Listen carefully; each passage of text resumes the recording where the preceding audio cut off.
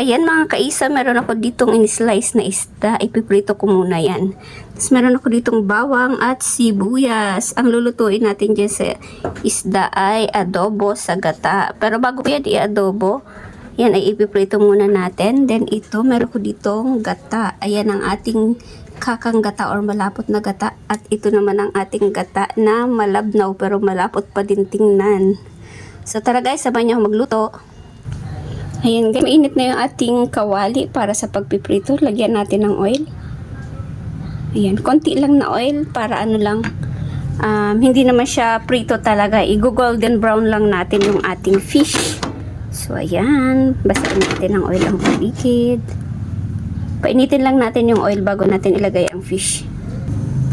Ayan, lagay natin yung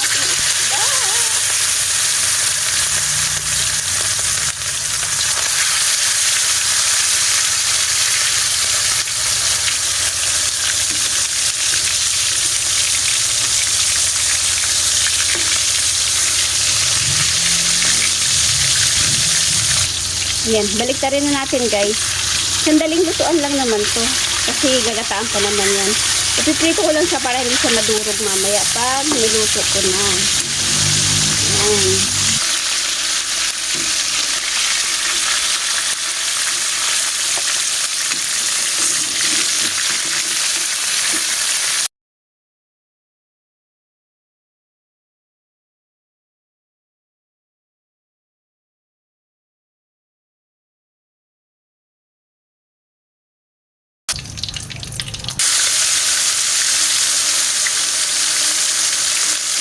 Another batch.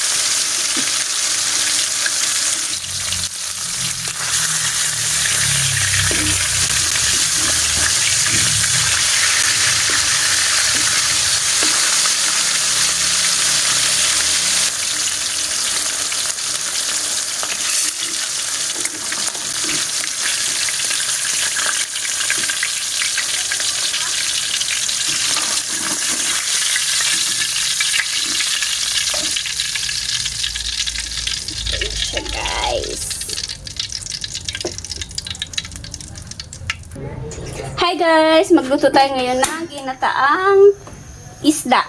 Adobo sa gatang isda ito. Ito na yung pinirito nating isda. So,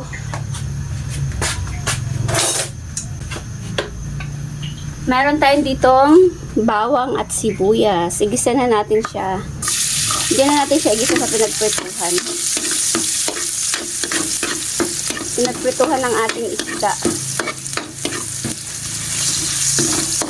Palabasin lang natin ang aroma niyan.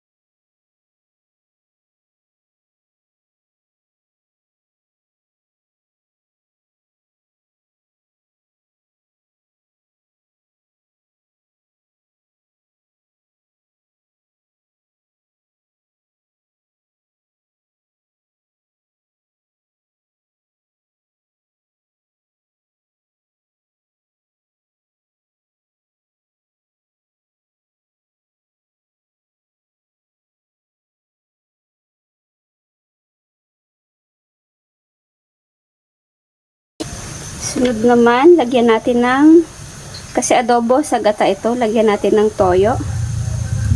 Yan ang ating toyo. Yan.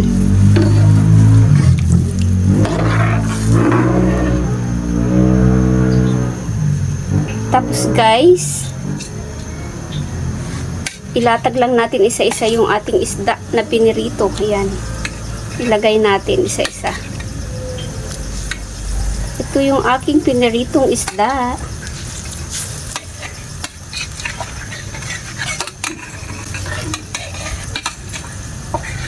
Ilagay natin yung kanyang katas para mas masarap.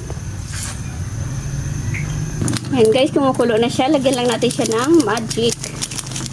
It's magic. Magic. Ubus na natin ito.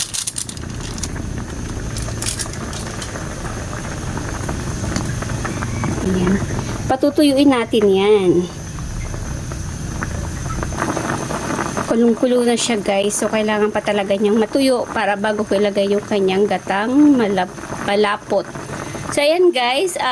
Konting review lang. Yung isda na yan pala kaisaw. Yung ginamit kong gata ay ako talaga yung naggata. Then, ako din po ang nagkayod ng niyog. O, diba?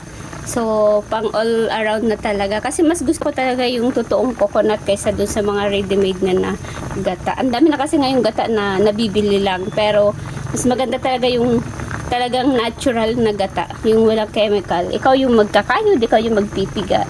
Kung napapansin nyo, ito yung aking malapot na gata. Nilagay ko yung sili dyan. So, pag natuyo yan, ilalagay natin yan. So, yan sa mga ano pala, alam nyo ba na ang hilig ko lang naman gawin sa buhay ko ay magluto. Kaya tayo ay nananaba. So, tayo lang natin guys siya na matuyo. Ayan guys, medyo tuyo na siya. Ilagay na natin itong pangalawang gata at mga sili. Ayan. Patuyuin na lang natin siya ulit. Pakuluin at patuyuin. Tapos luto na. Ayan guys, tuyo na ang ating ginataang adobo. Ay, adobo sa gatang isda. So, paano ba yan mga kaisaw? Kain na tayo. Under rice na naman to. Let's eat guys. Luto na siya. Thank you for watching.